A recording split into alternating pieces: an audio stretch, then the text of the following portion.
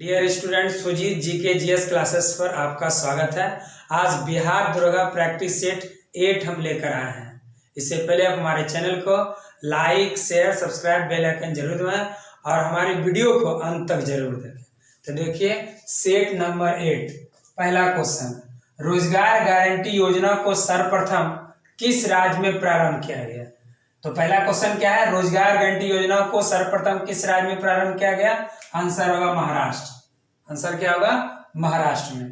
Second number question देखिए, गोद निषेध सिद्धांत किसने दिया? देखिए गोद निषेध सिद्धांत किसने दिया? अब देखिए इस क्वेश्चन का जो है नाम बदल बदल के पूछ रहा है। गोद निषेध सिद्धांत बोले, विलय नीति बोले, राजहड़प नीति बोले, तो याद रखिएगा डलहौजी, क्योंकि राजहड़प नीति कौन लाया था? डलहौजी। विलय नीति डलहौजी, याद रखिएगा। और लॉर्ड कैनिंग जो था, राज विलय नीति कहिए या विलय नीति के या व्यक्तिगत सिद्धांत बोलिए, लाया था डलहौजी, लेकिन समाप्त किया कैनिंग ने। डफरिन में याद रखिएगा इसके समय में कांग्रेस की स्थापना हुआ था। और लॉर्ड रिपन में याद रखिएगा स्थानीय स्वशासन का जनक कहा जाता है। स्थानीय स्वशासन का जनक लॉर्ड रिपन। चलिए नेक्स्ट क्वेश्चन 3 नंबर, माणिक और नीलम किसका अयस्क है? माणिक और नीलम किसका अयस्क है? तो आंसर होगा अल्युमिनियम। और मैग्नीशियम का है डोलामाइट, सोडियम का है बोरेक्स, और लोहा का जो है याद रखिएगा हेमेटाइट और मैग्नेटाइट। चलिए 4 नंबर देखिए। चल 4th नंबर देखिए, परमाणु अप्रसार संधि कब हुआ? तो याद रखिएगा 1970 में। कब हुआ था? 1970 में। और ईस्वी में तो बहुत सारी घटना है, जानना है तो याद रखिएगा 1920 में।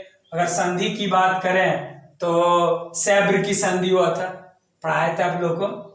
और 1919 में अगर बहुत सारी घटना है, जलियांवाला बाग हत्याकांड है, खिलाफत मूवमेंट है, बहुत सारा है। लेकिन संधि की बात करें तो याद रखिएगा वर्साई की संधि, 28 जून 1919 को वर्साई की संधि हुआ था। और 1945 में याद रखिएगा शिमला सम्मेलन हुआ था, याद रखिएगा। चलिए नेक्स्ट क्वेश्चन 5 नंबर, ओलावृष्टि का कारण क्या है? ओलावृष्टि का कारण है संवहन। और आपको याद होगा कि चालन सिर्फ ठोस में होता है, संवहन द्रव और गैस में होता है, और विकिरण जो है इसमें मीडियम की आवश्यकता नहीं है, याद रखिएगा। नेक्स्ट क्वेश्चन देखिए 6 नंबर, फारसी त्योहार नवरोज का प्रवर्तन किसने किया? वही फारसी रीति रिवाज पर नवरोज उत्सव का प्रवर्तन किसने किया? याद रखिएगा बलबन। किसने किया था? बलबन। और मोहम्मद बिन तुगलक, एमबीटी मतलब मोहम्मद बिन तुगलक, तो मोहम्मद बिन तुगलक से याद रखिएगा दिल्ली सल्तनत में सबसे पढ़ा लिखा विद्वान शासक था एमबीटी। इसे असफलताओं का बादशाह, पागल, रक्त पिपासु, याद रखिएगा सन की, पागल, सब किसको कहा गया? एमबीटी को कहा जाता है, याद रखिएगा।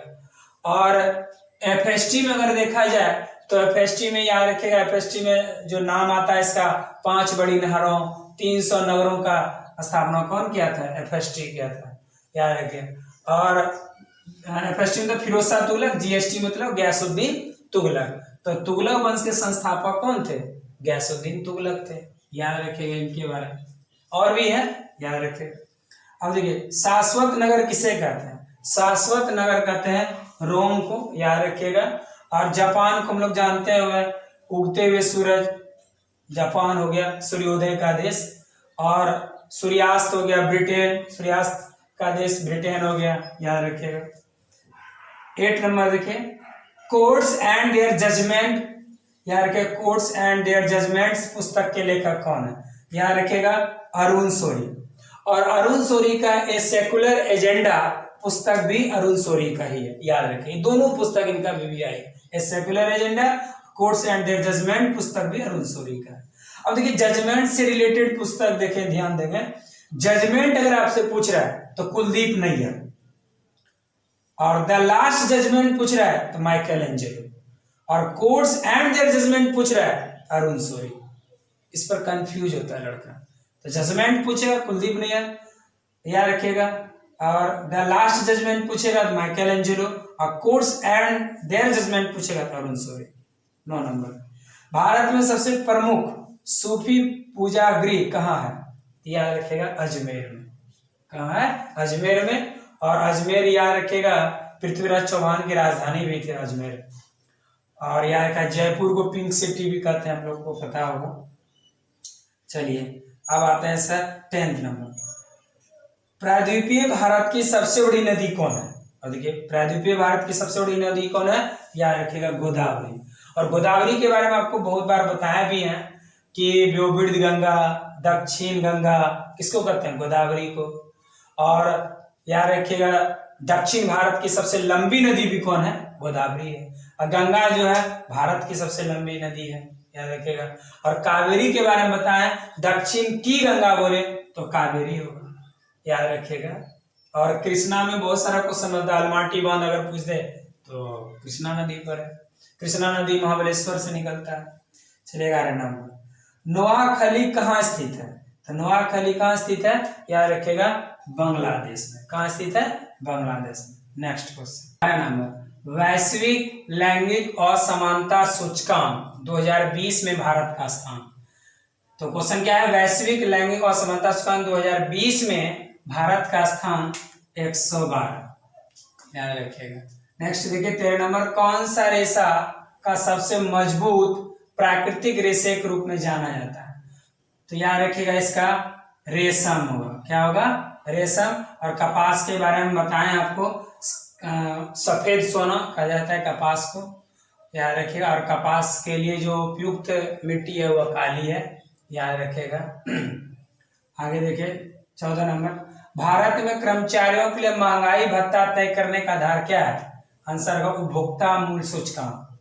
और देश की कुल आय को हम लोग क्या कहते हैं? राष्ट्रीय आय। और प्रति व्यक्ति आय हम लोग कैसे ज्ञात करते हैं? राष्ट्रीय आय बटे कुल जनसंख्या। अगर मान लीजिए कि राष्ट्रीय आय बटे कुल जनसंख्या, तो राष्ट्रीय आय बटे कुल जनसंख्या। अगर राष्ट्रीय आय निकालना हो तो क्या वही फॉर्मूला को इधर उधर करना है, क्योंकि फॉर्मूला प्रति व्यक्ति आय पर कैपिटल इनकम निकालिएगा तो प्रति व्यक्ति आय बराबर फॉर्मूला आता है राष्ट्रीय आय बटे कुल जनसंख्या। और राष्ट्रीय आय कहेगा तो मानिए तो दोनों गुना हो जाएगा, क्रॉस मल्टीप्लिकेशन हो जाएगा, याद रखिएगा। अब आते हैं 15 नंबर, भारत के रॉकेट मैन के रूप में किसे जाना जाता है? तो याद रखिएगा डॉक्टर के सिवन, याद रखिएगा के सिवन। और याद रखिएगा डॉक्टर के सिवन। और एपीजे अब्दुल कलाम को हम लोग मिसाइल मैन कहते हैं। और राकेश शर्मा जो है अंतरिक्ष में जाने वाला पहला भारतीय है, याद रखिए। 16 नंबर, आधुनिक आवर्त सारणी में निम्नलिखित में से किस आवर्त में अवधातुओं की संख्या अधिकतम है? आंसर होगा ए नंबर 2। 17 नंबर, ज्वालामुखी पर्वतमाला समांतर कहाँ पाया था? अब देखिए ज्वालामुखी पर्वतमाला समांतर ज्यादातर कहाँ पाया था? प्रशांत महासागर में। और सबसे बड़ा महासागर कौन है? प्रशांत महासागर। दूसरा बड़ा कौन है? अटलांटिक। तीसरा कौन है? हिंद। और चौथा कौन है? आर्कटिक महासागर, याद रखिएगा। 18 नंबर, किस अधिनियम के द्वारा भारत में पहली बार वित्त समिति का गठन किया गया? याद रखिएगा मॉन्टेग्यू चेम्सफोर्ड सुधार द्वारा। और मार्लेमेंटो के बारे में पढ़ाया है, पृथक निर्वाचन, यह था 1909 में। और 1858 के एक्ट के तहत याद रखेगा जो प्रथम मतलब कहें कि वायसराय, जो भारत का गवर्नर जनरल तो वो वायसराय हो गया था 1800। और प्रथम वायसराय बना था लॉर्ड कैनिंग, याद रखेगा। चलिए 19 नंबर, राष्ट्रीय आय किसे कहते हैं? याद रखें एनएनपी को कहते हैं। इसको कहते हैं एनएनपी। और भारत की अर्थव्यवस्था जो डिपेंड होता है किस पर? जीडीपी पर, याद रखिएगा। पूछेगा भारतीय अर्थव्यवस्था किस पर आधारित है? जीडीपी पर। चलिए 20 नंबर, जापान में किस नए राजशाही युग शुरुआत की गई? याद रखिए जापान में किस नए राजशाही युग शुरू हुआ? तो आंसर होगा इसका रीवा। चलिए नेक्स्ट क्वेश्चन, उस ग्रह का नाम बताइए जो सूर्य से लगभग 150 मिलियन किलोमीटर दूर है। तो याद रखिएगा इसका क्या होगा आंसर? पृथ्वी। क्या होगा आंसर? पृथ्वी।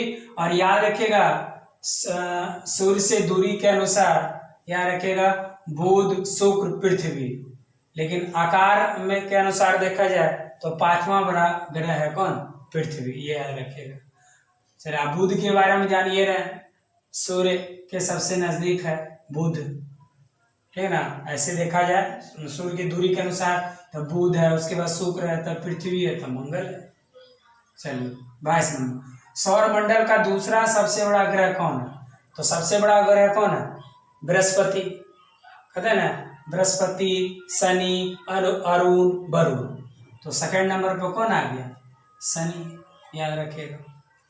चलिए 23 नंबर, द्विनाम पद्धति के प्रतिपादक कौन है? अब देखिए द्विनाम पद्धति के प्रतिपादक कौन है? तो आंसर होगा लिनियस। कौन है? लिनियस। याद रखिए, जिसमें वंश और जाति दिया था, याद रखिएगा। थियोफ्रेस्टस को नाम सुने होगा, बृहस्पति विज्ञान के जनक, याद रखिएगा। फादर ऑफ बॉटनी थे थियोफ्रेस्टस। और एकलर जो थे, वनस्पति जो जगत है उसका वर्गीकरण किया था। कौन? एकलर, 1883 ईस्वी, याद रखिएगा। सरसों का वैज्ञानिक नाम क्या है? तो देखिए वर्सिका कैम्पेस्ट्रीज, याद रखिएगा, वर्सिका कैम्पेस्ट्रीज है। और राणा टिग्रिना मेढक का है, और बॉस इंडिकस गाय का है। चलिए 25 नंबर, उरी जल विद्युत परियोजना किस राज्य में? उरी जल विद्युत परियोजना किस राज्य में? याद रखिएगा, जम्मू कश्मीर में। कहाँ है? जम्मू कश्मीर में। चलिए 26 नंबर, प्रारूप समिति के सदस्यों की संख्या कितना है? प्रारूप समिति में याद रखिएगा 7 है। प्रारूप समिति में कितना है? 7 रखिएगा। और प्रारूप समिति के अध्यक्ष थे भीमराव अंबेडकर, याद रखिए। 27 नंबर, राष्ट्रपति द्वारा अवकाश प्राप्त करने की आयु क्या है?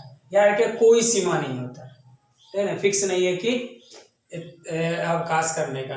भले ही उसका कंडीशन है उम्र होना चाहिए, क्या कहते हैं, 35 वर्ष, लेकिन उसका कहते हैं ना कि अवकाश प्राप्त करने की आयु क्या है? कोई सीमा नहीं, याद रखिए, कोई नहीं। चलिए अब देखिए 28 नंबर, कार्बोहाइड्रेट्स किस में नहीं पाया जाता? तो कार्बोहाइड्रेट्स याद रखिएगा पालक में नहीं पाया जाता है, क्योंकि पालक में क्या पाया जाता है? आयरन पाया जाता है, याद रखिएगा। दुनिया का पुलिसमैन किसे कहते हैं? 29 नंबर है, दुनिया का पुलिसमैन किसे कहते हैं? सुरक्षा परिषद, क्योंकि यूएनओ में 6 अंग होता है, जिसमें महासभा भी है, सुरक्षा परिषद सचिवालय भी है, इसमें 3 आपका ऑप्शन में ही है। तो सुरक्षा परिषद को दुनिया का पुलिसमैन कहते हैं, याद रखेगा। और सुरक्षा परिषद में 5 जो होता है अस्थाई, याद रखिएगा, 10 अस्थाई, कुल 15 होता है। चलिए खो खो में कितने खिलाड़ी होते हैं? याद रखिएगा, इसका एक इजी वे में याद रखिएगा, बेस खो नो, बेस खो no, baseball no, kho kho no. और जिम्नास्टिक में 8, वॉलीबॉल में 6, बास्केट में 5। 31 नंबर, पारसेक किसकी इकाई है? तो पारसेक किसकी है? याद रखिएगा, दूरी का। पारसेक किसका है? दूरी का। और समय का याद रखिएगा सेकेंड, और ज्योति तीव्रता का कैंडेला। चलिए 32 नंबर, लार की प्रकृति क्या है? तो ऐसे भी आपको देखिए पीएच मान से आप पता कर सकते हैं, क्योंकि देखिए अगर 7 से अधिक है क्षारीय है, 7 से कम है अम्लीय है, और 7 के बराबर है तो उदासीन है। तो देखिए अब हम लार की, क्योंकि लार का पीएच मान क्या होता है? 6.5, तो क्या हो जाएगा? अम्लीय हो जाएगा। 33 नंबर, रक्त के वर्गीकरण का सिद्धांत किसने दिया? अब देखिए हम लोग बताए थे रक्त समूह, ब्लड ग्रुप का खोज कौन? कार्ल लेनिस्टीनर ने किया था। और याद रखिएगा मेंडल जो थे अनुवांशिकी के पिता हैं। और डार्विन में याद रखिए जैव विकास का सुप्रसिद्ध सिद्धांत दिया था डार्विन। और एकलर के बारे में अभी तुरंत हम बोले हैं, कहते हैं वनस्पति जगत के वर्गीकरण जो किया था वो कौन किया था? वनस्पति जगत का वर्गीकरण जो किया था वो क्या था? एकलर। देखिए नेक्स्ट 34 नंबर, मुद्रास्फीति का सर्वाधिक बुरा प्रभाव पड़ता है किस पर? तो क्वेश्चन है मुद्रास्फीति का सर्वाधिक बुरा प्रभाव, याद रखिए निश्चित आय के व्यक्ति पर। अब आता है मुद्रास्फीति कहते हैं किसको? तो मुद्रास्फीति में याद रखिएगा कि वस्तु का मूल्य जो है बढ़ जाता है, कहीं की वस्तु का वैल्यू बढ़ जाता है और मुद्रा का वैल्यू गिर जाता है, तो उसको हम लोग कहते हैं मुद्रास्फीति। याद रखिएगा मुद्रा का वैल्यू गिर जाता है, वस्तु का मूल्य बढ़ जाता है और मुद्रा का वैल्यू गिर जाता है, याद है। तो मुद्रास्फीति का सर्वाधिक बुरा प्रभाव जो होता है निश्चित आय के व्यक्ति पर पड़ता है। चलिए 35 नंबर, एक चींटी किसके अस्तित्व के कारण हर दिशा में वस्तुओं को देख सकती है? यार के संयुक्त आंखें, क्या आती है? संयुक्त आंखें। 1916 से कांग्रेस और मुस्लिम लीग का संयुक्त अधिवेशन कहाँ हुआ? अब देखिए 1916 में हुआ था लखनऊ पैक्ट, तो लखनऊ पैक्ट में क्या होता है? कांग्रेस और लीग एक हो गए थे। और दिल्ली अधिवेशन जो 1918 में हुआ था, इसकी अध्यक्षता किया था मदन मोहन मालवीय। कानपुर में यार क्या फेमस होता है 1925 में यार क्या सरोजिनी नायडू। और मद्रास में 1887 में बदरुद्दीन तैयबजी किए थे। 37 नंबर, एलोरा में कैलाश मंदिर का निर्माण किस शासक ने किया? ये फेमस क्वेश्चन है। राष्ट्रकूट शासक है, राष्ट्रकूट वंश के शासक कृष्ण फर्स्ट। और राष्ट्रकूट वंश के संस्थापक थे दंती दुर्ग। और चोल वंश के अंतिम शासक थे राजेंद्र तृतीय। और राष्ट्रकूट वंश के अंतिम शासक थे कृष्ण तृतीय। चलिए 38 नंबर, गुप्त युग का प्रवर्तक कौन है? इसका मतलब गुप्त वंश के संस्थापक कहिए तो श्रीगुप्त। और श्रीगुप्त के बाद हुआ था घटोत्कच। और गुप्त वंश के वास्तविक संस्थापक कहेगा तो चंद्रगुप्त प्रथम। और उसके बाद लोकप्रिय बहुत हुए थे, जिसे भारत का नेपोलियन कहा गया, वो थे समुद्रगुप्त। चलिए 39 नंबर, हर्षचरित के लेखक वानभट्ट, याद रखिएगा। कालिदास लिखे थे कुमार संभवम, रघुवंशम, अभिज्ञान शकुंतलम बहुत है, वाल्मीकि रामायण और वेद व्यास महाभारत। 40 नंबर, दीन इलाही धर्म का स्थापना कब हुआ? तो दीन इलाही धर्म जो था अकबर का द्वारा लाया गया था 1582 में। और इलाही संवत आया था 1583 में। फतेहपुर सिकरी 1571 और इबादत खाना 1575। 41 में, अनिवासी भारतीय दिवस कब मनाया था? 9 जनवरी को। 15 जनवरी को थल सेना, भारत पर्यटन दिवस 25 जनवरी, गणतंत्र हो गया 26 जनवरी। 42 नंबर, सिंधु सभ्यता में जोते हुए खेत में हल रेखा का साक्ष्य कहाँ मिला? याद रखे राजस्थान। 43 नंबर, अम्ल वर्षा का पीएच मान, तो अम्ल वर्षा का पीएच मान होगा 5.5 या कम, क्योंकि 6 जो है मूत्र का पीएच मान है, लार का 6.5 है। 44 नंबर, स्वदेशी आंदोलन की शुरुआत किस अधिवेशन के बाद हुआ? तो देखिए मुंबई में हुआ था 1904 में, और एक पहला अधिवेशन भी मुंबई में हुआ था, तो सबसे पहला वही हुआ था 1885 में, तो ये 1904 में हुआ था। उस एक और भी मुंबई में हुआ है। कानपुर 1925, सूरत जो है 1907 और बनारस जो है 1905 में हुआ। इसका मतलब आंसर इसका होगा बनारस। तो स्वदेशी आंदोलन की शुरुआत किस अधिवेशन के बाद हुआ? बनारस अधिवेशन। चलिए नेक्स्ट क्वेश्चन, कौन प्रत्यक्ष कर नहीं है? याद रखिएगा सीमा शुल्क। सीमा शुल्क अप्रत्यक्ष कर है, याद रखिएगा। और याद रखिएगा निगम कर, आयकर जो है प्रत्यक्ष कर है, याद रखिएगा। जयदेव किस शासक के दरबारी कवि थे? याद रखिए गीत गोविंद के लेखक थे जयदेव। जयदेव थे बंगाल नरेश लक्ष्मण सेन के दरबार, याद रखिएगा। और याद रखिएगा कनिष्क के दरबार में भी साहित्यकार थे, अश्वघोष थे, याद रखिएगा नागार्जुन, है ना। इसका ट्रिक भी अचानक। चंद्रगुप्त द्वितीय, यार इनके दरबार में बहुत सारे थे, जिसको हम लोग विक्रमादित्य कहते हैं। आर्यभट्ट थे, धनवंतरी थे, ठीक है ना, क्या कहते हैं, बहुत सारा थे यार के चंद्रगुप्त द्वितीय। और धर्मपाल जो थे पाल वंश के शासक थे। विक्रमशिला विश्वविद्यालय की स्थापना धर्मपाल किया था। 47 में, नीति आयोग के पहले स्कूल एजुकेशन क्वालिटी इंडेक्स में बिहार का स्थान, याद रखिएगा 17वां। 48, मिलन 2020 सैन्य अभ्यास कहाँ आयोजित किया गया? याद रखिएगा विशाखापट्टनम। कहाँ याद किया गया? विशाखापट्टनम। पूछेगा मिलन 2020 सैन्य अभ्यास कहाँ आयोजित किया गया? विशाखापट्टनम। वर्ष 2020 में कितने व्यक्तियों को पद्म पुरस्कार से सम्मानित किया गया? टोटल याद रखिएगा 141, याद रखिएगा 7, 16, 118, याद रखिएगा 141। लास्ट क्वेश्चन है सेट का, माई लाइफ के लेखक कौन है? माई लाइफ के लेखक है विल क्लिंटन, याद रखिएगा। नेहरू जी का है discovery of India, Abdul Kalam का यूनाइटेड माइंड, ममता बनर्जी का है माई अनफॉरगेटेबल मेमोरीज। तो आज का जो मेरा बिहार दरगाह प्रैक्टिस सेट 8 था वो कंप्लीट हो गया। आप हमारे चैनल से जुड़े रहें और हमारे चैनल को like, share, subscribe, bell icon जरूर दबाएं। नेक्स्ट वीडियो फिर हम लेकर आएंगे। थैंक्स।